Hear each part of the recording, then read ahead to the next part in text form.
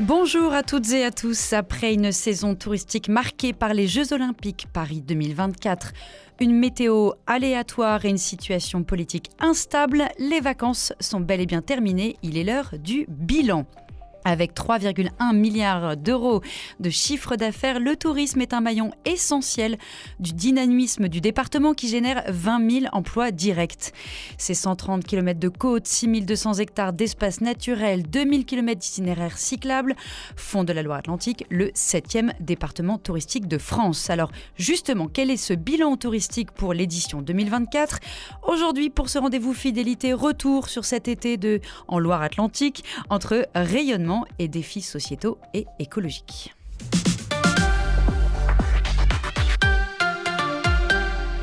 Alors pour dresser ce bilan touristique de l'été, pas tout à fait comme les autres, 3 invités dans ce studio. Agnès Broquet, bonjour. Bonjour.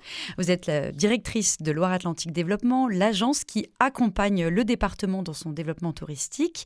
À vos côtés, Ingrid Perret, bonjour. Bonjour. Vous êtes directrice de la communication de l'Office de tourisme intercommunal La Baule, Presqu'île de Guérande. Et également avec nous, Alexandre Thiebaud, bonjour. Bonjour. Vous êtes le vice-président de l'UMI 44, qui est l'Union des métiers et des industries de l'hôtellerie de Loire-Atlantique. Vous êtes également élu au bureau national de l'UMI en charge des saisonniers et vous êtes propriétaire de 2 restaurants au Pouliguen. Exactement. Merci à tous les 3. Bienvenue pour ce rendez-vous fidélité. L'occasion pour nous de faire, je l'ai dit, un état des lieux, un bilan de la saison. Et puis, un peu plus tard, on échangera sur les enjeux, les défis des filières du tourisme en Loire-Atlantique. Et puis, comme pour chaque rendez-vous fidélité, l'instant F nous permettra d'en savoir un petit peu plus sur vous. Je le disais, c'est un été particulier que cet été 2024 fait de réjouissances avec les Jeux Olympiques Paris 2024, mais aussi des déconvenues comme la météo capricieuse de juin et juillet et enfin cette situation politique compliquée. Ça avait pourtant bien commencé puisque le pont de l'Ascension augurait de bons présages. La région des Pays de la Loire parle d'une saison estivale à 2 vitesses, entre un mois de juillet décevant et un mois d'août conforme aux attentes. Quel bilan global vous faites de cette saison estivale sur le département, Agnès Broquet ? Eh bien, on va dire au mieux que c'était un été calme et nuancé. Quels sont les chiffres ? Donc, les chiffres qui viennent vraiment de tomber, puisqu'on a des outils... oui, il y a très peu de temps. Il y a très peu de temps, avant-hier. Donc, effectivement, un mois de juillet en baisse en termes de nuitées touristiques, avec moins 7%, donc c'est assez conséquent. Et un mois d'août qui, finalement, a stabilisé la donne par rapport à l'été dernier. Alors, effectivement, on le redira avec mes collègues, bien évidemment, on vient d'années touristique exceptionnelle. Que sont les années 2022 et 2023. Et la référence avant Covid 2019 également. Donc on est quand même sur des tendances fortes de consommation touristique et c'est tant mieux, je pense qu'Alexandre sera aussi là-dessus. Mais effectivement, cette année, ça marque le pas et on sent bien, vous le disiez tout à l'heure, pour toutes ces raisons, un calendrier singulier, des vacances scolaires tardives, le 8 juillet, on ne démarre pas tout de suite, des élections qui ont freiné sur le week-end du 6, il fallait s'organiser quand même avec les parents, les grands-parents, etc. Un 14 juillet qui n'a pas été un pont. Donc ça oui, aussi, ça joue. C'est bon, c'est manque de chance, mais c'est comme ça et ça joue, ça donne la différence. Inflation élevée, toujours et encore cette année, un pouvoir d'achat en berne. Vous rajoutez à ça une météo. Alors c'est des choses sur lesquelles on ne peut pas agir, mais en tout cas, on a beaucoup d'éléments météo dépendants, comme on s'appelle en Loire-Atlantique, et c'est vrai que ça apporte son lot de fluctuations. Et concernant les touristes, ce que j'ai compris, c'est qu'en Pays de la Loire, on a eu une diminution des touristes anglais, mais en même temps une augmentation des touristes espagnols. Comment ça s'explique ? Alors, on fait tous un gros travail, je dis tous, vraiment les territoires, régions et départements autour de l'accueil de ces touristes étrangers. Et effectivement, on a un gros travail contractuel avec nos amis de la façade atlantique, même pour aller chercher la clientèle allemande, néerlandaise et belge. Comme par hasard, ce sont les touristes qui viennent en nombre et qui sont venus en nombre, puisqu'on a du plus 9% à peu près sur ces clientèles-là. Et puis, il y a l'Espagne qui bénéficie aussi des relations aéroportuaires facilitées et facilitantes. Et ils sont très attirés par notre tourisme urbain, métropolitain, et le vignoble et Guérande aussi, les vieilles pierres les séduisent. Donc effectivement, les Espagnols cet été, c'était plus 17%. Donc un gros boom, voilà. Et puis côté Grande-Bretagne, là, on a peut-être été un petit peu moins actifs et il faut bien dire que nos voisins anglais aussi subissent de plein fouet une crise post-Brexit. Enfin voilà, je ne vais pas rentrer dans ces données économiques, mais on voit bien qu'il y a eu un ralentissement aussi parce qu'ils subissent aussi une inflation, un pouvoir d'achat diminué. Donc on a un petit peu moins ces clientèles-là. Et pour autant, la clientèle étrangère, pour nous, est super importante. Elle augmente d'année en année. On est à presque 23% de nos nuitées en nuitées étrangères. Donc voilà, quand on 70, 60, si on arrivait à 70-30, pourquoi pas un jour, puisque ce sont aussi des clientèles qui apportent des retombées économiques. Voilà. Et concernant le tourisme de proximité, est-ce que les Ligériens sont un petit peu restés dans le coin cette année ?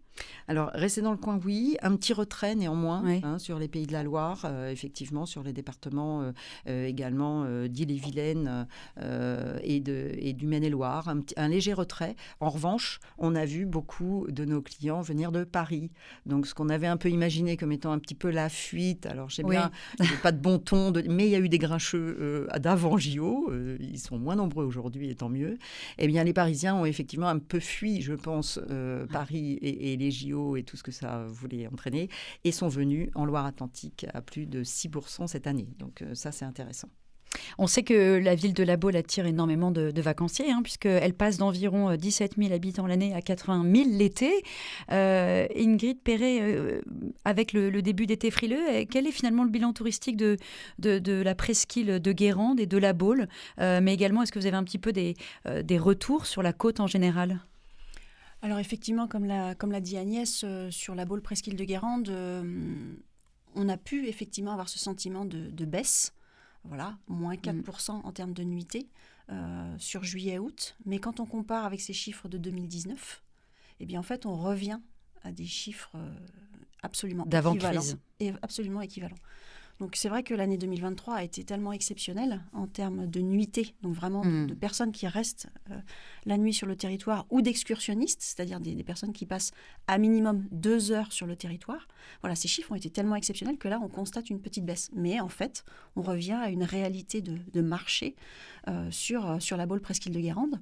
Et c'est vrai que cet impact, on peut l'imaginer parce qu'on a aussi un ressenti des professionnels qui impacte cette baisse à la météo, voilà, du mois de juillet qui n'a pas été effectivement la plus agréable. Voilà, une baisse du pouvoir d'achat aussi, donc voilà, une réflexion sur ces vacances, et puis cette situation politique qui nous a impacté plutôt sur le mois de juin, puisque nous avons des professionnels qui nous ont dit avoir eu des annulations tout simplement de groupes, de familles dans des restaurants pour rester sur leur territoire, pour pouvoir aller voter. Vous avez eu des réservations plutôt de dernière minute ? Oui. C'était plutôt ça, je crois. Cet été, c'était partir moins longtemps et prévu finalement. On attendait de voir comment allait se passer la situation politique, peut-être, je ne sais pas, ou en tout cas si le temps allait s'améliorer. C'est vrai que le fait de réserver en dernière minute, c'est quelque chose maintenant que l'on connaît depuis longtemps, mais là cette année il y a peut-être eu une accélération. Et effectivement, consulter la météo ou consulter l'actualité, je ne sais pas, mais en tout cas, voilà, encore plus de dernière minute, ce qui a pu permettre à certains hébergeurs de remplir, de finaliser leur taux d'occupation sur le territoire. Alors je me tourne vers vous, Alexandre Thiebaud. Le secteur de l'hôtellerie-restauration enregistre quant à lui une baisse de moins 30 à moins 10%. D'après Loïc Corbel, le président du groupement des hôtelleries-restauration du Grand Ouest, je le cite, « La saison a été particulièrement éprouvante pour les hôteliers et restaurateurs du Grand Ouest ». C'est ce que vous dites aussi, que ça a été éprouvant ? La saison, c'est pas que juillet-août. Ça fait quand même depuis mi-octobre 2023 qu'il fait un temps pourri. Donc non, mais... Oui, mais il faut dire ce qu'il t'a dit. C'est vrai. Les vacances de la Toussaint 2023 ont été catastrophiques. On a eu plein de tempêtes à répétition. C'était épouvantable. Les vacances de Noël, on a plutôt bien travaillé parce que du fait que Noël est très tôt et donc du coup on a plus de monde après Noël et après le premier de l'an. Les vacances de février, tout le monde est parti au ski cette année. Donc nous, le littoral, on n'a pas du tout travaillé. Les vacances de Pâques, il a fait très mauvais. Enfin, il n'a pas fait beau, hein, donc il a fait frais, il y a eu de la pluie. Les Parisiens, on ne les a pas spécialement vus non plus. Donc les vacances de Pâques ont été un peu loupées. D'ailleurs, on est tous en retard sur les chiffres. On a juste travaillé pendant le mois de mai que pendant le week-end de le pont de l'Ascension il a été exceptionnel. C'était 3-4 jours comme un 15 août. Mais il y a eu que celui-là. Et on a remarqué que le week-end de l'Ascension a quasiment représenté 30 à 40% de notre chiffre d'affaires sur le mois de mai. Donc il nous a permis de se sauver le mois de mai. Et après, juin, il faisait pas beau. Il y a eu la dissolution. Donc, il y a eu les élections européennes aussi. Les élections européennes d'abord. Pas mal début juin. Qui était début juin. Donc, dès qu'on allumait la télé, qu'on ouvrait les journaux, on voyait tout le monde s'écharper sur les programmes. Donc, même si c'est que des élections européennes, on sent bien que nous, commerçants, les élections, de toute façon, c'est anti-commerçant. Voilà. Quand il y a des élections, on bosse pas. Et puis après, il y a eu la dissolution et la patatras, là, c'est la catastrophe. Il y a eu un grand coup de frein à main sur la consommation. Les Français manquent de confiance et quand on n'a pas confiance, on consomme pas. Et par-dessus le marché, une météo pas exceptionnelle, même on va dire très négative. Donc tout ça mis bout à bout, écoutez, donc on a accumulé pas mal de retard sur le premier semestre. Et juillet, on pensait que juillet, on allait un peu sauver les meubles. Et puis, en fait, on n'a rien rattrapé. Tout ce qui est perdu ne se rattrape pas. Et puis, juillet n'a fait que confirmer cette période plutôt anxiogène et négative. Mais voilà. C'est pas variable un peu en fonction de la situation géographique des hôteliers restaurateurs, parce que c'était pas meilleur à certains endroits. Par exemple, je pense quand il fait pas beau, est-ce que le centre de Nantes est plus actif ou... Non, c'est pour tout le monde pareil. Toutes les agences que, comme vous avez dit, j'ai une casquette au niveau national à l'UMI et tous les 15 jours. Le sud de la France n'a pas tiré son épingle du jeu. Avec mes confrères de l'UMI dans le sud de la France, on s'envoyait des messages, que ce soit Arcachon, Biarritz, c'était pareil. Les seuls qui se sont un peu sauvés grâce aux Américains, c'est Nice, Alpes, Côte d'Azur. Voilà, c'est Cannes, Nice-Cannes. En plus, ils ont eu pas mal d'événements sportifs majeurs avec le Tour de France. Et puis, il fait tout le temps beau là-bas. Et en préparant cette émission, vous m'avez parlé effectivement d'une baisse du ticket moyen de 7 à 10% en juillet. Et vous venez de le dire, tout ce qui est perdu est perdu. Mais comment, aujourd'hui, limiter la casse ? Alexandre Thiebaud. Alors, on limite la casse en gérant nos affaires en bon père de famille, c'est-à-dire notre variable d'ajustement, c'est la masse salariale, c'est ce qui nous coûte le plus cher dans nos entreprises. Au niveau national, en moyenne, c'est 40%. La masse salariale, c'est 40%. Donc c'est quand même assez énorme. Oui, c'est énorme. On a un métier de service. Hein. Oui. Et surtout, en plus, quand nous, les restaurateurs, on fait tout maison avec que des produits frais, il y a besoin de mains pour tout fabriquer. Hein. On a besoin de vrais professionnels pour travailler. Et donc, du coup, ouvrir un sachet métaux four micro-ondes, ça demande qu'une personne. Mais travailler un produit frais et brut, ça demande plusieurs paires de mains. Oui, on reviendra sur la main-d'œuvre. Mais comment aujourd'hui vous imaginez on a embauché moins de personnes déjà par rapport à N-1 et N-2. On a embauché moins de saisonniers. Que ce dont vous aviez besoin. Vous en avez embauché moins. En fait, on a déjà vu l'été 2023, on a déjà vu qu'il y avait une petite baisse. Il y avait un petit ralentissement par rapport à tout ce qu'on a pu connaître en 2021 et en 2022, qui étaient des années exceptionnelles parce que les Français ne pouvaient pas sortir du territoire. Et il y avait beaucoup de personnes. En plus, tout le monde avait épargné pendant 1 an et demi, donc tout le monde avait les poches pleines et tout le monde était parti dans les restaurants pour dépenser, pour vivre, parce qu'on a été privé de ça pendant 1 an et demi. Donc voilà, donc on a eu des années qu'on ne retrouvera plus jamais. Donc on avait déjà remarqué l'année dernière que la saison, de toute façon, elle démarrait plus début juillet, elle démarrait après le week-end du 14 juillet. Et qu'il y avait un petit creux entre le 14 juillet et début août, et que ça repartait vraiment à pleine balle dès le 3 ou le 4 août jusqu'au 20 ou 25 août. Donc déjà, on a vu ça, on a vu nos chiffres de 2018 et 2019, on s'est dit ok, on fait attention à nos recrutements, on prend des jeunes saisonniers, nos jobs étudiants, en fait, on les fait arriver pour une partie le 7-8 juillet, d'autres le 14 juillet, et puis d'autres le 25 juillet. Voilà. Et j'ai même des confrères qui n'ont pas du tout embauché au mois de juillet, qui ont fait des promesses d'embauche et qui ont embauché que pour début août.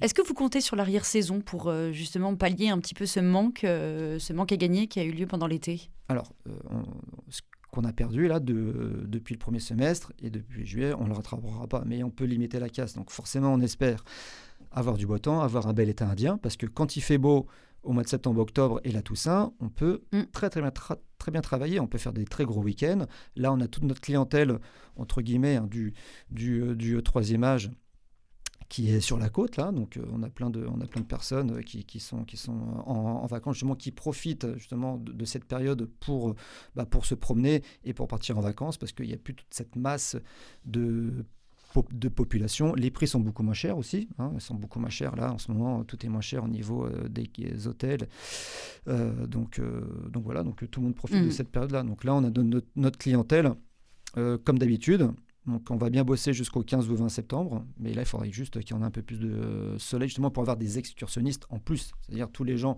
qui habitent à moins de 100 km qui viennent sur la côte pour passer une demi-journée sur le littoral. Et puis après, on espère aussi qu'il fasse beau pour que nos chers Parisiens prennent le TGV puis arrivent à la Baule-Escoublac. Vous faites des études prospectives, j'imagine, Agnès Broquet. Comment vous envisagez l'arrière-saison là, actuellement ? En fait, pour vous donner des chiffres, de septembre à décembre, c'est pratiquement 10 millions de nuitées. Et c'est ce que nous faisons en juillet-août en Loire-Atlantique. Donc, vous voyez, ça donne... Bon, d'abord, il y a tout un travail aussi autour de la répartition des flux et tous les professionnels jouent le jeu de ce travail-là.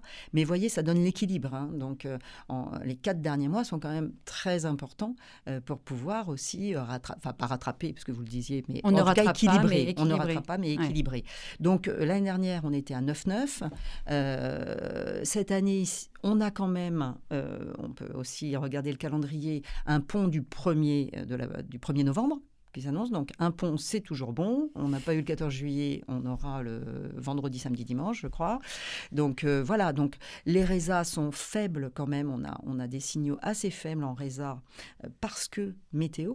Je veux dire, là, dès que vous avez du beau temps, le mercredi soir et le jeudi, ça s'inverse et les gens arrivent. Donc voilà, il suffit de pas grand-chose parce qu'effectivement, il y a des besoins de prendre l'air, des besoins de vacances, ça s'organise et ça se décide parfois à J-3, à la dernière minute. Donc voilà un petit peu l'état de... Alors, moi, ce que j'ai constaté dans le compte-rendu de la région des Pays de la Loire, c'est que les gîtes et Airbnb ont eu de bons résultats. Qu'est-ce que vous dites, Alexandre Thiebaud, face à ces résultats ? Les gîtes, pas de problème. Pour Airbnb, je suis un peu plus nuancé.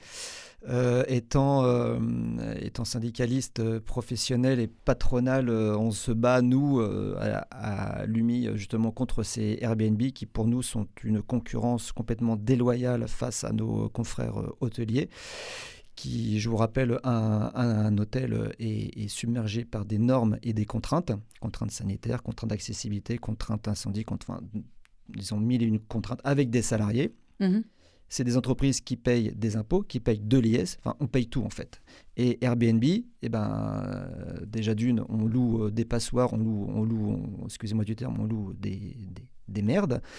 Et en plus, c'est une niche fiscale. Donc, en gros, nous, ça va pas du tout, quoi. Ouais. On est contre Airbnb. Et en plus de cela, Airbnb sort du parc immobilier des appartements qui pourraient se louer à l'année pour les gens qui travaillent chez nous à l'année et en plus pour nos saisonniers pourtant, le succès est là quand même. Alors, il faut relativiser par rapport aux chiffres. Effectivement, on a aussi un outil pour mesurer à la fois l'indicateur d'offres, de nuits réservées et de taux d'occupation. Donc, les offres sont en hausse. En Loire-Atlantique, c'est plus 13% par rapport à l'année dernière. Donc, effectivement, le parc s'agrandit. Les nuits réservées augmentent aussi, mais les taux d'occupation sont en baisse parce qu'il y a quand même de plus en plus d'offres. Donc, forcément, ça limite aussi ces chiffres de taux d'occupation. Donc, voilà. Mais c'est une nouvelle donne. C'est une nouvelle donne dans l'écosystème touristique, effectivement, Comment est-ce que le département peut justement agir pour avoir peut-être plus d'équité finalement avec le secteur de l'hôtellerie ? Ce ne sera pas, je pense, les communes, le département. Voilà. C'est les communes. Et puis c'est des décisions, excusez-moi, des décisions aussi gouvernementales. On a vu des grandes décisions, pas forcément dans notre pays, à Paris, de limiter ces actions-là. On le voit à Barcelone, on le voit sur d'autres dans tous les pays du monde, dans toutes les grandes capitales au monde, ils sont en train de limiter les Airbnb parce que ça désertifie tous les centres-villes. Les locaux ne peuvent plus se loger, les saisonniers n'en parlons pas. On est en pleine crise immobilière, on est en pleine crise du logement, et là on fait tout pour, et même parce que je vais peut-être me faire des ennemis parce que je suis très copain avec des agents immobiliers, mais leur argument premier c'est de dire vous pouvez acheter un appartement, vous allez le louer 120 jours par an, et puis vous allez faire de l'argent, mais en fait et puis il y avait une question, il y avait une chose dont vous parliez tout à l'heure, c'est les saisonniers. Il faut les loger, les saisonniers aussi, et c'est un problème primordial qui s'ajoute aux restaurateurs hôteliers. Ça devient un problème numéro 1, c'est-à-dire pas de toit, pas d'emploi. C'est clair et net, c'est signé. Voilà. Et qui s'ajoute à la pénurie. On parle d'une pénurie, effectivement, depuis plusieurs années, depuis le Covid. J'ai l'impression que ça n'a pas été votre cas cette année, pas de pénurie de main-d'œuvre. Quand on a une solution de logement, on n'a pas de pénurie de main-d'œuvre. Voilà. Moi, ça fait 5 ans qu'on investit dans l'immobilier avec mon épouse, parce que comme on a 2 restaurants, juillet-août, avec les 2 restaurants, on a plus de 45 salariés, et on en loge quasiment une bonne quinzaine. Ouais. Mais si demain j'ai pas ces logements, si je n'ai pas ces logements, je trouve personne. Et moi j'ai des affaires à faire tourner, j'ai mes banquiers à rembourser, et il faut que je génère du chiffre d'affaires, il faut que je génère de la trésorerie, il faut que je génère de la rentabilité, et pour payer tous ces crédits. Et la seule solution, c'est d'avoir des salariés. Sans nos salariés, demain on n'est plus rien. Donc il nous faut des bras. Donc voilà. Alors, un peu de réjouissance, c'est les Jeux Olympiques qui se sont aussi invités à Nantes, un petit peu. On a eu des matchs de foot à la Beaujoire. Globalement, on l'a compris quand même, cet événement n'a pas eu d'impact sur le tourisme en Loire-Atlantique, si j'ai bien compris. Vous me direz si je me trompe, Agnès Broquet. Vous espérez que ça puisse avoir une retombée dans les années à venir ? Alors, c'est ce que prouvent les précédentes éditions des Jeux Olympiques, effectivement, dans toutes les autres capitales. On l'a vu à Londres, on l'a vu sur d'autres éditions. Donc, effectivement, on le dit, à 10-15 ans, l'image du lieu d'accueil gagne, et tant mieux ce sera pas forcément pour l'été des JO, mais en tout cas pour les années à venir. Donc ça, on fait un peu de prospective, mais on peut déjà dire que la France y gagnera. On a découvert notre capacité d'accueil et notre qualité d'accueil, je pense, sur les écrans du monde entier. Mais après, les JO, alors on n'a pas tout à fait les chiffres de Nantes notamment, ça a créé un mouvement vraisemblablement pas en réservation supplémentaire. Bon. Voilà. En revanche, sur l'animation, on a le retour, par exemple, des collègues de Saint-Brévin qui avaient installé une fan zone et qui a cartonné sur sa fan zone, puisque la directrice nous annonce 55 000 visiteurs sur les temps de fan zone. Donc, vraiment, les animations qui ont été mises en place ont permis de fidéliser et de créer... Ou le passage de la flamme à la Baule, Ingrid Perret, est-ce que ça a suscité un engouement ? Est-ce que ça a permis aussi effectivement dorer l'image ? Oui, déjà, ça a permis de mettre l'ambiance. C'est vrai que ce passage de la flamme nous a permis de recevoir un public local, mais pas que, et de montrer une image de la station ultra accueillante, ultra ouverte, un vrai dynamisme. Mais nous, sur les Jeux Olympiques, on a vu une belle progression des espaces de coworking, par exemple. Alors expliquez-nous. Alors en fait, on a plusieurs espaces dans la Baule, dont un par exemple qui se trouve au-dessus de la gare SNCF de la Baule-Escoublac. Et l'espace de coworking a vu par anticipation la réservation des espaces. Et le mois de juillet, ils se sont retrouvés complets. C'est-à-dire que les gens voulaient venir travailler de la Baule. Pourquoi ? En fait, pour profiter de... Alors, soit ils avaient été invités par leur entreprise parisienne à quitter Paris, en disant, ça va être très compliqué, donc essayez d'anticiper. Donc, certains avaient pris des espaces, et puis d'autres, même salariés, se sont dit, ça va être une galère pour traverser, pour aller travailler. J'ai pas mon pass, j'ai pas quoi que ce soit. Donc, je préfère anticiper et je vais travailler depuis ma résidence secondaire ou chez mes parents. Ou voilà. Donc ça a très bien fonctionné. Donc voilà, Finalement, les embouteillages parisiens et l'augmentation du prix du ticket de métro, etc., ont eu des effets bénéfiques pour vous, en tout cas sur ces secteurs-là, effectivement, on a pu le voir. Et nous, au niveau de nos chiffres statistiques, on a une petite augmentation, comme le disait Agnès tout à l'heure, de la clientèle parisienne. On est à plus 5%. Donc voilà, il y a eu ce petit boom. Et après ce bilan touristique de l'été, on s'intéressera aux enjeux et défis du tourisme de notre département. Tout de suite, on part du côté de Paris avec Santa.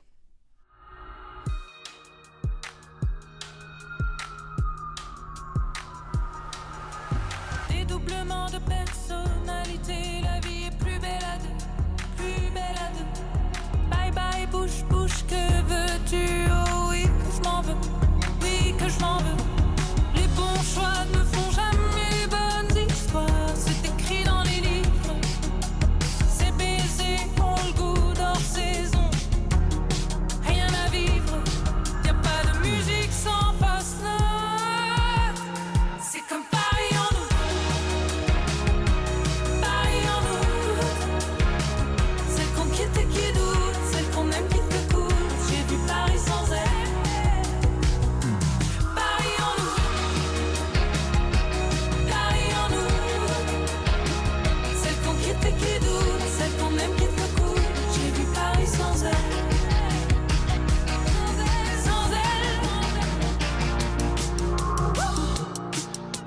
Futur touriste de souvenirs perdus. Paris pas pris, Paris pas vu.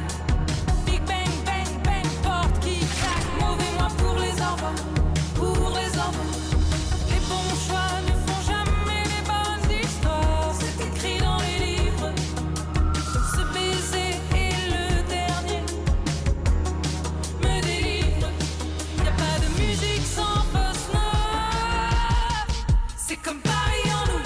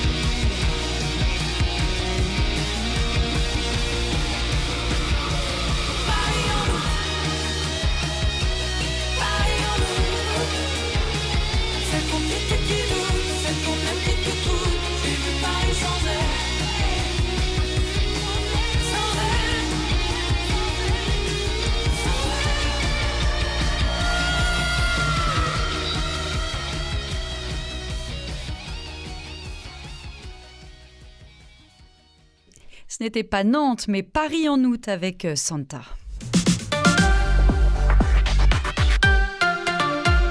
Et avant de s'intéresser aux enjeux et défis du tourisme en Loire-Atlantique, on prend un temps pour poser des questions plus personnelles à nos invités. C'est la promesse de l'Instant F. Je rappelle que nous sommes avec Agnès Broquet, directrice de Loire-Atlantique Développement, Ingrid Perret, directrice de la communication de l'Office du tourisme intercommunal La Baule-Presqu'île de Guérande, et enfin Alexandre Thiebaud, vice-président de l'UMI 44, l'Union des métiers et des industries de l'hôtellerie, entre autres, puisque vous avez aussi 2 restaurants, vous êtes aussi un élu au bureau national. Eh bien, on passe tout de suite à l'Instant F. L'Instant F. Chers invités, je vous propose un petit questionnaire. Alors, votre destination vacances préférée, justement, puisqu'on parle de vacances. Allez, on commence avec vous, Alexandre Thiebaud. Alors, moi, j'ai de la chance d'avoir des parents qui ont une maison à Moracar. C'est dans le sud de l'Espagne, en Andalousie. C'est entre Murcia et Almeria. Et donc, j'ai grand plaisir à y aller parce que j'y vais souvent au mois de janvier. Et au mois de janvier, il fait entre 25 et 30 degrés, entre 11h30 et 15h. Donc, voilà, donc j'ai grand plaisir À partir là-bas, c'est la Dolce Vita, enfin c'est plutôt de l'italien ça, mais oui, mais on imagine la Dolce Vita à l'espagnol. Voilà, la Dolce Vita à l'espagnol. Je fais beaucoup de sport, je fais beaucoup de vélo avec des copains espagnols là-bas. Je vais rouler dans la Sierra et tout. Enfin, c'est un plaisir. Un plaisir, voilà. Ouais. Alors c'est très long parce qu'on y va souvent en voiture, donc c'est 15 ou 16 heures de voiture. Mais même le trajet, je trouve ça marrant. Voilà. Dès que j'arrive à la frontière, je m'arrête dans la première station essence après Bayonne. Je me prends un petit sandwich avec du jambon serrano et puis voilà, un petit café espagnol et puis hop là, on reprend la route et puis voilà. Donc j'aime bien. Merci. Ingrid Perret, votre destination vacances préférée? Alors, un vrai coup de cœur pour la Corse. Et particulièrement pour Ajaccio, avec cette route des Sanguinaires, ces plages, Capodifeno, voilà, des lieux de rencontre avec les habitants. Une ambiance estivale, bien entendu, mais d'envie de contact avec les gens, avec les habitants. Des commerçants très accueillants, très ouverts. Voilà, on s'y sent bien. Et à vous, Agnès Broquet? Bon, eh bien, c'est mon tour de paddle sur la plage de la Conche, sur l'île de Ré, évidemment. Voilà, donc c'est simple, c'est beau, il n'y a personne. Mais oui, ça peut arriver qu'à l'île de Ré, il y ait aussi moins de monde. Donc voilà, et puis le hors-saison, j'aime beaucoup Kimiak, parce qu'il faut que je sois un peu corporate, et j'ai ma voisine bah oui, j'allais dire. de la Baule. Voilà, c'est un petit confetti là, posé sur cette presqu'île, et j'aime beaucoup ce coin-là, c'est très très beau. Mais il y en a plein en Loire-Atlantique, vous allez nous demander, bien sûr. Nous demandez un truc horrible là. Mais non, mais bien évidemment, vous allez nous vanter les merveilles de la Loire-Atlantique, mais vous avez peut-être envie, effectivement, quand on travaille tout le temps sur cette offre touristique, on a envie de voir autre chose. Il faut voir autre chose. Mais bien évidemment que la Loire-Atlantique est un trésor. Voilà, il y a beaucoup de trésors. Votre objectif professionnel de l'année? Alors, par qui je commence? On refait le même tour? Allez, Alexandre Thibault, votre objectif professionnel cette année? Objectif professionnel, écoutez, c'est de bien réussir, de bien finir cette année, parce qu'on a nos 2 établissements. Donc voilà, c'est... pas spécialement de faire de la croissance externe en ayant un autre étabbissement, non, c'est juste... Restez déjà sur vos 2 établissements. Sur les 2 acquis, parce que c'est une période qui est un peu compliquée, donc je pense qu'il mieux vaut être sûr, être droit dans ses 2 sabots et puis bien avancer. Donc non, c'est de bien finir l'année, que nos salariés soient toujours heureux de travailler avec nous, que comme je disais tout à l'heure, sans eux, on n'est plus rien. Donc, on a besoin d'eux. Donc, non, c'est vraiment que tout le monde soit content et puis que les affaires soient pérennes. Voilà. Agnès Broquet, votre objectif cette année? Toujours dans le cadre de la mise en œuvre de la stratégie départementale touristique, on a un gros travail sur l'itinérance et particulièrement le vélo. Et vraiment, ça c'est un booster, on n'en a pas parlé, mais ça a vraiment été un booster de l'été, l'itinérance au sens large, la rando, le vélo, on a fait des chiffres incroyables. Ça, on va y revenir, mais voilà, effectivement. Cette année, 2 itinéraires nouveaux, etc. Donc, vraiment, la régalante. Voilà, la régalante, la ville idéale, enfin vraiment, on a 2 beaux itinéraires à la fois pour rejoindre le Mont-Saint-Michel et l'autre pour aller en Creuse, là aussi une belle destination. Donc voilà, donc vraiment des choses formidables. Donc autour du vélo, un gros travail, et puis autour de la sensibilisation et de la formation justement des pros et de tous les acteurs autour du durable. Vraiment, de tous les éco-gestes, et ça va jusqu'à rénovation énergétique, etc. Tout ce qui peut être faisable, même des petites choses, mais qui permettent d'avancer et surtout de faire partager ça à nos touristes et de devenir une destination singulière aussi sur ces sujets-là. Et c'est ce que les touristes recherchent, on en parlera tout à l'heure, mais il y a une vraie recherche de la durabilité, en tout cas des vacances qui ne soient pas que de la consommation. Ingrid Perret, pardon. Eh bien, on parle du durable, donc c'est tout à fait ça, puisque notre office de tourisme intercommunal est depuis le mois de mars le premier office de tourisme labellisé RSE, label Lucie 26 000, donc des engagements, non pas sur une année, mais sur plusieurs années, pour travailler sur le territoire au sein de notre structure, mais aussi avec nos professionnels, autour de 25 engagements. Donc une gouvernance responsable, les intérêts du consommateur, les intérêts des individus, des salariés. Donc voilà, on a un gros travail dans notre structure avec l'ensemble de nos salariés, mais aussi avec notre gouvernance. Et ça, c'est essentiel pour nous, parce que comme vous le disiez à l'instant, nos consommateurs aujourd'hui sont en attente aussi de produits autour de cette durabilité, autour d'un environnement préservé. Et c'est ce qu'on cherche à faire effectivement sur la presqu'île de Guérande. Et puis on a aussi un autre objectif qui est, je dirais, très agréable, qui est celui de travailler autour de l'identité culinaire du territoire de la Baule presqu'île de Guérande, puisque vous savez qu'on a un sel qui est assez fameux, le sel de Guérande, mais pas que. Et l'idée, c'est vraiment de promouvoir et de révéler à l'ensemble de nos visiteurs cette identité culinaire qui est très riche, autour de produits, autour de professionnels de la gastronomie. Donc voilà. Donc là, en travaillant avec les restaurateurs. Exactement. Donc là, on a commencé à mettre en place un certain nombre d'actions avec eux pour travailler et révéler cette identité, et puis après créer un tourisme autour de cette identité culinaire. Donc des super projets. Parce qu'en dehors du sel, il n'y avait pas d'identité culinaire, contrairement à certains endroits qui ont vraiment le cassoulet, je pensais la galette bretonne, où là, il n'y avait pas d'identité particulière de produits associés au lieu. Si, il y en a, mais ils ne sont peut-être pas assez connus. Oui. Je pense par exemple à la moule de bouchot de Pénétin, les algues du Croisic, le pigeon de Mesquer. Voilà, tout ça, ce sont des produits. Et puis, il n'y a pas que cela. Il y a aussi tous nos producteurs qui travaillent. Et quand on regarde le panel de produits et ces professionnels qui sont ultra engagés, bien entendu, dans le durable, voilà, il faut mettre tout ça ensemble et faire connaître. Une valeur qui vous guide professionnellement? Ça peut être un mot, une valeur qui vous permet de faire votre travail de la meilleure manière pour vous. Alexandre Thiebaud. Alors il y a professionnel, il y a aussi ma casquette au niveau syndical. C'est vrai que je prends beaucoup de plaisir à m'occuper de cette profession, à aider, à défendre ses intérêts, à conseiller, à défendre et surtout à valoriser notre profession qui est une belle profession. On a besoin d'aller chercher les petits jeunes dans les collèges et les lycées pour leur dire qu'ils ont beaucoup de débouchés dans nos métiers. On représente plus de 42 métiers.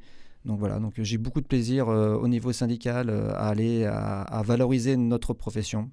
Et après, au niveau professionnel, c'est toujours la même chose. C'est être un bon chef d'entreprise, être un bon manager. Donc votre valeur, ce serait l'engagement ? C'est engagement et l'empathie et avec mes salariés parce que on a besoin d'eux. Et puis on aime, avec mon épouse, on adore manager, quoi. Voilà, on est des managers. On aime ça, on aime passer du temps avec eux, on aime les écouter, enfin voilà, et puis on aime faire grandir les gens avec nous aussi. Oui. Alors on emmène, j'ai des jeunes qui travaillent avec moi depuis 5 ou 6 ans, mais j'ai même des salariés qui sont avec moi depuis 15 ans, et on a envie de les faire évoluer avec nous en fait. On veut les faire monter et on veut les faire. Et ça c'est un vrai bonheur, parce que c'est de les voir grandir avec nous, et surtout si un jour ils peuvent être propriétaires de leurs propres établissements, on sera hyper fiers. Voilà, c'est quelque chose qui nous anime. Et vous, Agnès Brequet, votre valeur, la valeur qui vous guide professionnellement, s'il devait y en avoir qu'une en fait? La confiance. Ouais. Moi, j'aime beaucoup travailler en confiance. C'est ce que j'ai essayé de mettre en place dans l'équipe. Et puis, effectivement, avec les territoires et avec l'ensemble des partenaires, moi, ça me motive et ça m'anime. Après, je me retrouve complètement dans l'engagement. Voilà, on a des lignes de conduite, on a des stratégies, voilà, et cet engagement de chacun et embarquer les équipes dans ce projet. Parce qu'effectivement, valoriser le tourisme en Loire-Atlantique, franchement, quel beau métier. Ingrid Perret. Alors, je dirais que l'une de mes valeurs, je dirais que c'est essentiellement, moi, la communication avec les autres, que ce soit au sein de mon équipe, de l'office de tourisme, mais aussi avec nos élus. C'est hyper important aussi, cette communication, avec nos habitants, qui sont aussi nos premiers ambassadeurs. Donc, voilà, cette communication 360 me plaît, m'anime, et j'aime avoir cette relation à l'autre. Alors, pour terminer, est-ce que vous avez un talent personnel caché ? Alexandre Thiebaud. Moi, je fais beaucoup de sport. Donc, je fais beaucoup de triathlon. J'ai fait des Ironman. Donc, voilà, je fais beaucoup de marathons aussi. Donc, L'Ironman, ça m'a toujours fait rêver. Ouais, j'ai fait ça en 2018. Ouais, donc, non, j'aime bien mettre des grands défis, des trucs qui font hurler mon épouse. Elle me dit, j'en ai marre avec tes machins. Là, donc voilà, j'aime. Il me faut des objectifs. Il faut absolument que je m'en mette plein la tête et plein les jambes. Et voilà, que je sais pas pourquoi. Il faut toujours que j'aille chercher des trucs impossibles. Et le futur truc, ça serait mon fils Clovis, là, qui a 15 ans, veut monter l'Everest à ses 18 ans. Donc je sais pas si on le fera à ses 18, mais je lui ai promis qu'on ferait une montée. Alors, c'est très chargé l'Everest maintenant, hein, d'un point de vue touristique. Donc, c'est pas forcément. Ça sera peut-être pas forcément de l'Everest, mais bon, voilà, ça sera. On va essayer de se faire un grand col après ses 18 ans. Ouais. Voilà. Beau projet. Agnès Broquet, un talent personnel. Plus terre à terre, moi. Ouais. Donc, je suis désolée parce que je ne l'ai pas apporté ce matin, mais j'aurais pu vous apporter un gâteau nantais, par exemple. Je le fais très bien, mes collègues adorent, et c'est très simple. Vous pouvez nous l'envoyer. Mais, hein. bon, on fera ça, Tiffaine. Un talent culinaire, c'est bon à savoir. Et vous, Ingrid Perret ? Eh bien, moi, je me suis découvert un talent, ou en tout cas une passion, grâce à un céramiste qui est installé à La Baule, qui s'appelle Julien Bernier. Et donc, une fois par semaine, pendant 2 heures, c'est atelier céramique. Donc, du lâcher prise et apprendre à monter un produit. Et ben c'est top, je conseille. 3 talents très différents. Merci pour ce moment suspendu. Et puis on revient à nos moutons, ou plutôt nos enjeux et défis du tourisme. Même si on ne les a pas vraiment quittés et en vous posant toutes ces questions assez personnelles. Je rappelle que c'est l'heure du bilan touristique de cet été 2024. On s'intéresse aux enjeux et défis de ce tourisme en Loire-Atlantique. Et pour en parler, nous sommes toujours avec nos 3 invités. Agnès Broquet, directrice de Loire-Atlantique Développement. Ingrid Perret, directrice de la communication de l'Office de tourisme intercommunal La Baule Presqu'île de Guérande. Et Alexandre Thiebaud, vice-président de l'UMI 44, l'Union des métiers et des industries de l'hôtellerie et de la Loire-Atlantique, mais également vous avez également un rôle au niveau national. La côte, on peut le dire, hein, elle est victime de son succès. Alors, Franck Louvrier exprimait dans un article de Ouest France, on a des pics de fréquentation qu'il faut assumer, mais qui ne sont pas simples à gérer. Ça faisait suite à une étude de notoriété que vous avez réalisée entre mai et juin 2023. Justement, qu'est-ce que vous avez mis concrètement en place sur la côte pour assumer ces pics de fréquentation, Ingrid Perret ? Alors nous, en fait, on a une communication tout au long de l'année, déjà, dans un premier temps. Comme on a pu le dire tout à l'heure, on ne communique d'ailleurs plus sur l'été, qui peut être un pic de fréquentation. Voilà, on a fait le choix de ne plus faire de campagne, mais plutôt de prendre la parole sur ces autres saisons. Comme l'a dit M. Louvrier, on a mené une étude de notoriété sur notre marque, La Baule Presqu'île de Guérande, auprès d'un peu plus de 4000 Français. Sur ces 4000 Français, 71% se déclarent intéressés de venir sur notre territoire. Donc ça, c'est un premier chiffre. Et sur ces 71%, 44% disent vouloir venir l'été. Très bien. Mais ça veut dire que tout le reste dit et déclare vouloir venir sur les autres périodes de l'année. Donc c'est un vrai enjeu pour nous de continuer à travailler ces ailes de saison pour diffuser ces flux tout au long de l'année et aussi sur l'ensemble du territoire. Parce que nous avons dans le territoire La Baule Presqu'île de Guérande, mais c'est aussi 15 communes, donc qui ont chacune leur identité, l'atout. Hein. Mm-hmm. Donc notre objectif, nous, Office de tourisme, c'est de faire rayonner ce tourisme pour éviter effectivement un agglomérat, peut-être à un moment donné, de visiteurs trop nombreux. Et voilà, on est dans ce process depuis maintenant 2 ans. On va continuer.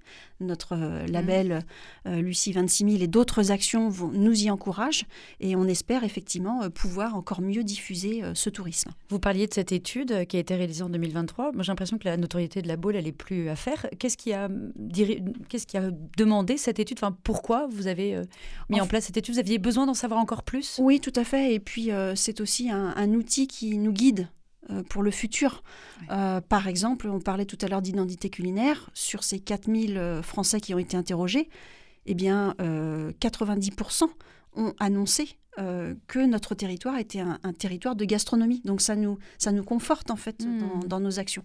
Donc voilà, ce genre d'outils et d'analyse derrière, bien entendu, nous permet de tirer des fils ou de nous lancer sur certaines actions. Même si on n'est pas... Alors, je cite Rémi Auron, ses propos. On n'est pas encore dans un tourisme de masse. Rémi Auron, qui est vice-président du conseil départemental de la Loire-Atlantique. Clairement, est-ce que on peut, à un moment, en Loire-Atlantique, à certains endroits, dire stop, on arrête les réservations pour éviter ce phénomène de tourisme de masse qui, a priori, n'existe pas encore, mais pourrait arriver? Agnès Broquet. C'est tout un travail effectivement assez collectif autour de cette fameuse communication pour ne pas surenchérir sur nos destinations en été. Ça, c'est vrai que ça nous permet de travailler sur les flux.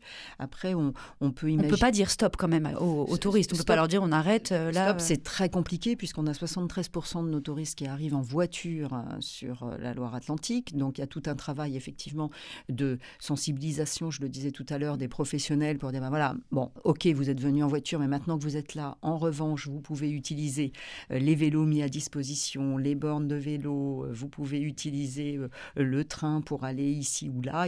Dans la journée, vous pouvez faire des balades. Voilà. Donc, c'est plutôt ce concept-là de voir comment on peut, une fois arrivé sur place, développer des gestes plus écologiques ou plus durables de ce fait. Après, en termes de jauge, on n'a pas forcément de lieux qui peuvent être jaugés. Alors, évidemment, les collègues propriétaires de sites fermés, là, ils sont soumis à des jauges. Mais quand vous êtes dans un site naturel, c'est assez complexe. Et on ne peut pas dire stop sur une plage. En revanche, regardez le modèle des Calanques de Marseille, qui l'ont très bien fait, et ce pour la 3e année. Et en fait, on s'aperçoit également que ce n'était pas forcément des gens qui venaient d'ailleurs, mais bien des habitants aussi. On a aussi à se protéger de nous-mêmes, si je puis dire. Donc voilà, c'est tout un travail. Vous imaginez ça un jour, pouvoir fermer un lieu pour préserver le... Aujourd'hui, on n'y est pas du tout. Enfin, voilà, il n'y a pas de lieu... Il n'y a pas de lieu critique. Non, on est au 15 août, peut-être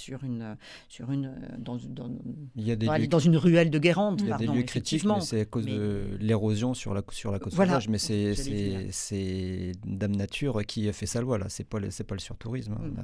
Exactement. On a des petits endroits où... Par contre, il faut préserver un maximum, et de toute façon, on y est de plus en plus obligé. Effectivement, vous parliez en introduction des espaces naturels sensibles, propriété du département ou non, ou propriété des intercommunalités. Il y a effectivement un gros travail pour ne pas les fermer totalement, mais au contraire apprendre à les respecter et à les connaître. Donc, ce sont des petits groupes qui sont guidés par des médiateurs. Et voilà, on peut découvrir des lieux comme ça.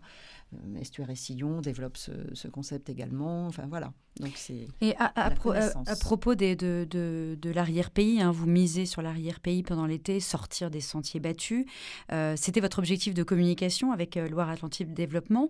D'après les chiffres de 2023, la répartition géographique des nuitées, elle est à 50% pour le littoral et 28% pour Nantes. Alors, c'est pas encore la frénésie pour l'arrière-pays, malheureusement pour vous ?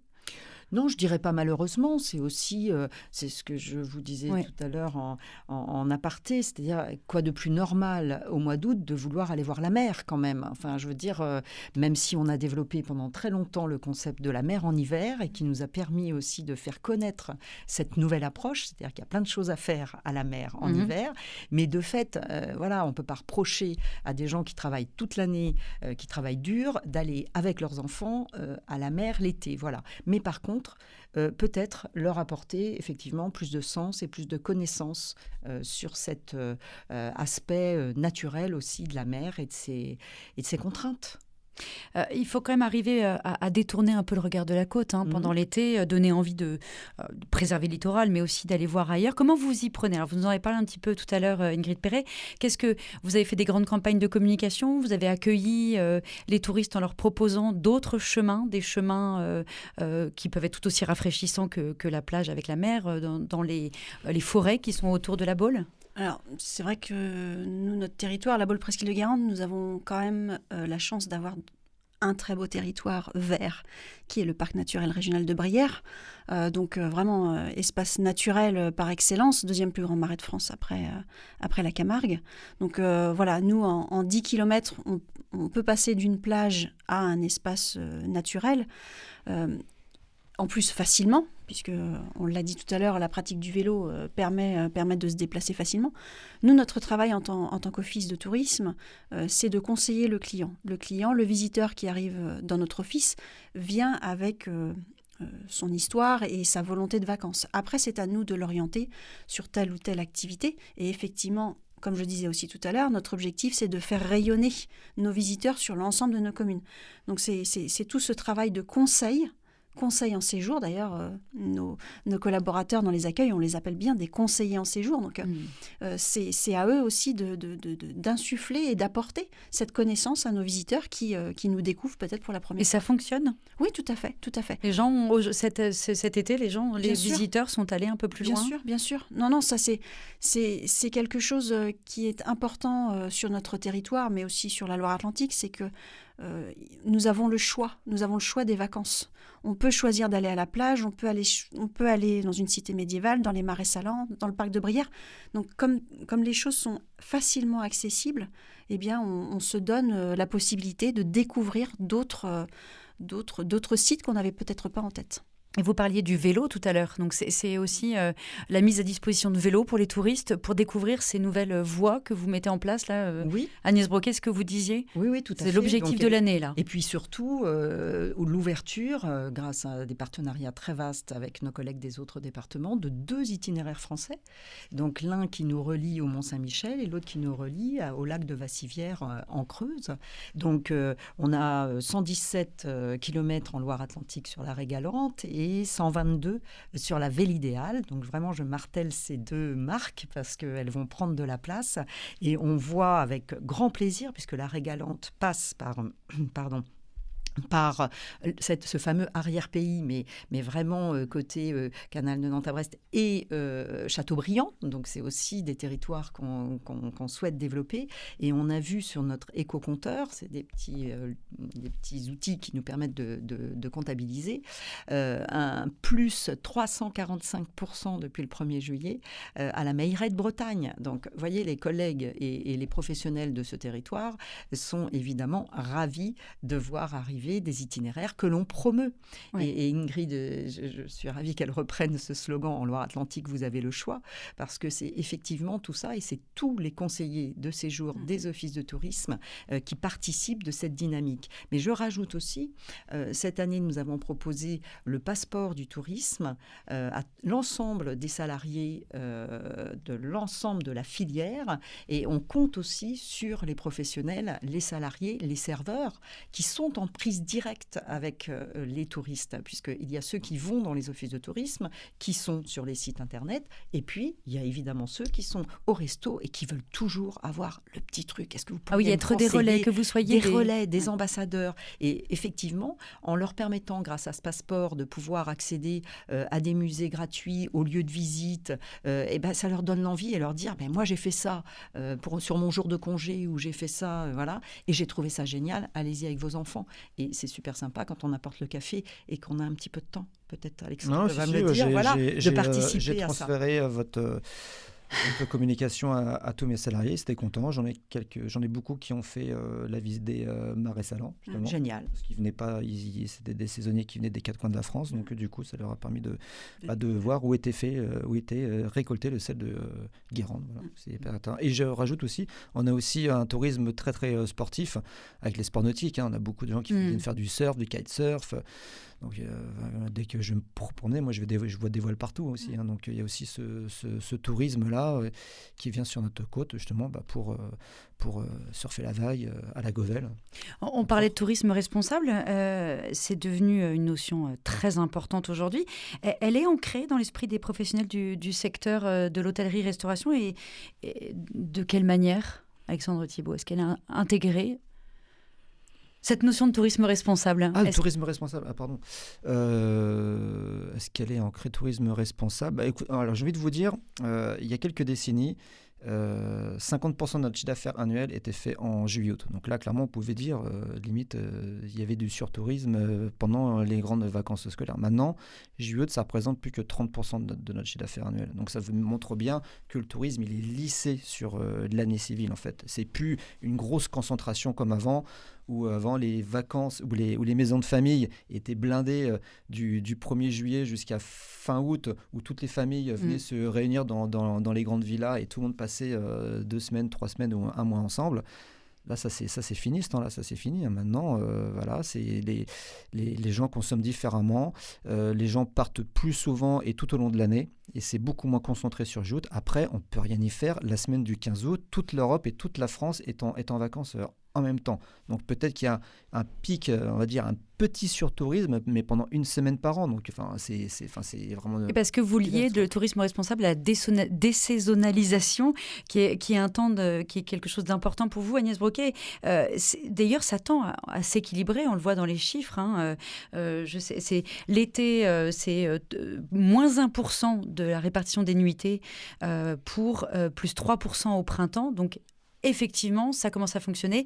Il y a peut-être effectivement une autre manière de consommer. Il y a aussi une communication qui a fonctionné, c'est ça? Oui, et puis il y a une sensibilisation aussi. C'est vrai qu'on participe d'un mouvement important autour de cette notion de responsabilité.